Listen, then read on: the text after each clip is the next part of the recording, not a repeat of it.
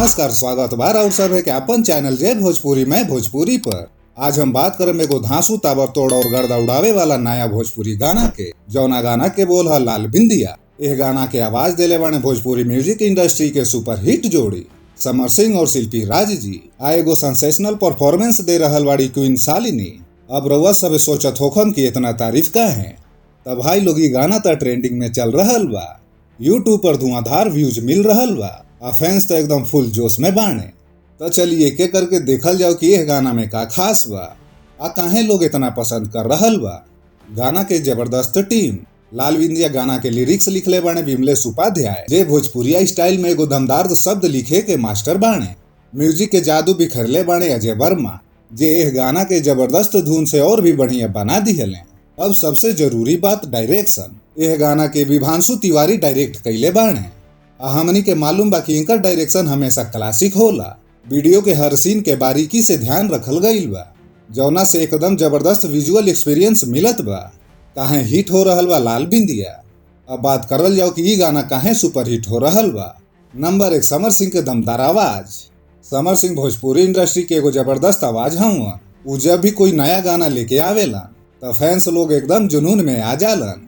लाल बिंदिया में वह दमदार आवाज या स्टाइल फिर से लोगन के दिल जीत रहल बा। नंबर 2, शिल्पी राज के मीठ स्वर। शिल्पी राज अपन अलग पहचान बना लेले बाड़ी भोजपुरी म्यूजिक में। उनकर आवाज में एगो मिठास बा जे हर गाना के स्पेशल बना देला। लाल बिंदिया में उनकर एनर्जी एकदम शानदार लागत बा।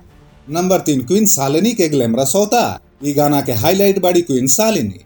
भाई बिंदिया के जादू उनकर एक्सप्रेशन और डांस देख के मिल रहल बा। उहे ठुमका, उहे नजाकत, उहे अदा, सब कुछ एकदम झकास बा। नंबर 4, बेजोड़ म्यूजिक का जबरदस्त बीट्स। ई गाना में जे धुन बा ना उ एकदम झूमे वाला बा।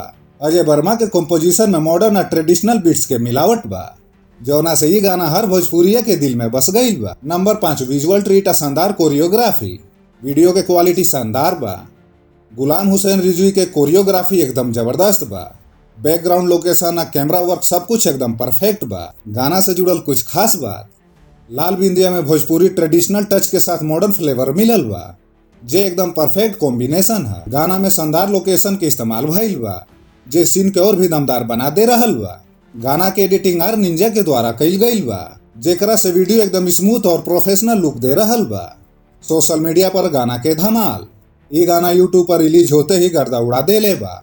ये गाना यूट्यूब पर रिलीज होते ही गर्दा उड़ा देले बा। फैंस लगातार कमेंट्स में तारीफ करत बाणे।